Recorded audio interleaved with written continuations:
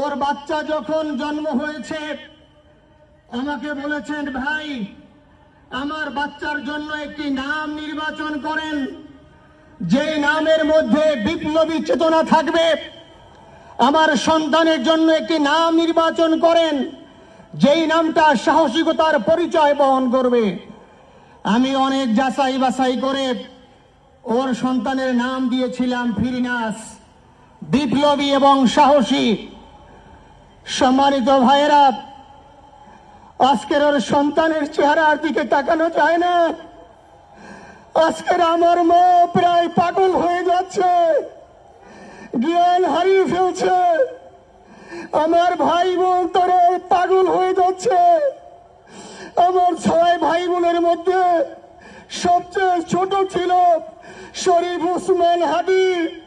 আজকের তার লাশ আমার কাঁধে বহন করতে হচ্ছে। আজকের আপনাদের কাছে আমার কোনো দাবি নেই, শুধু একটি দাবি। 7 থেকে 8 দিন হয়ে গেল দিবালোকে প্রকাশ্যে রাজধানী ঢাকায় জুমার নামাজের পরে খুনি প্রকাশ্যে গুলি করে যদি পার পেয়ে যায়, এর চেয়ে লজ্জার আমাদের আর কিছু নাই। যদি বর্ডার পাস হয়ে যায়, 5 থেকে 7 ঘন্টা সময় তারা কেমন করে গেল, এই প্রশ্ন জাতির কাছে রেখে গেলাম। আমার কোনো চাওয়া পাওয়া নাই। আমার ভাই ওসমান হাদি শহীদ হয়েছে, ওর শহীদি তামান্না ছিল। আপনারা ওর বক্তব্য শুনেছেন, আপনারা শহীদ ওসমান হাদির টক শো শুনেছেন। ও সব সময় শহীদি তামান্না করত।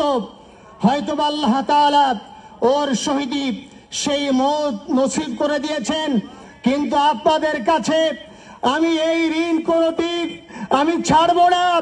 আমার ভাই শরীফ ওসমান হাদির বিচার যেন প্রকাশ্যে এই বাংলার জমিনে আমরা দেখতে পারি। ভাইরা আমার, 7-8 দিন হলো এখনো পর্যন্ত আমরা কিছুই করতে পারলাম না। এই দুঃখে কলিজা ছিঁড়ে যাচ্ছে। আমরা ওসমান হাদির জন্য দোয়া করি, আমরা ওর সন্তান ওর স্ত্রীর জন্য দোয়া করি। ওর সন্তান মাত্র 8 মাস বয়স। গতকালকে যখন ওর কাছে নিয়ে আসছে, সবাই বাবাকে দেখাবে ওসমান হাদিকে। আমি বললাম কি লাভ হবে, ও তো কোনোদিন ওর বাবার চেহারা কথা বলতে পারবে না। ওর ছেলে আর কোনোদিন জানবে না যে আমার বাবা কেমন ছিল। ভাইরা আমার, ওসমান হাদি আর ফিরে আসবে না।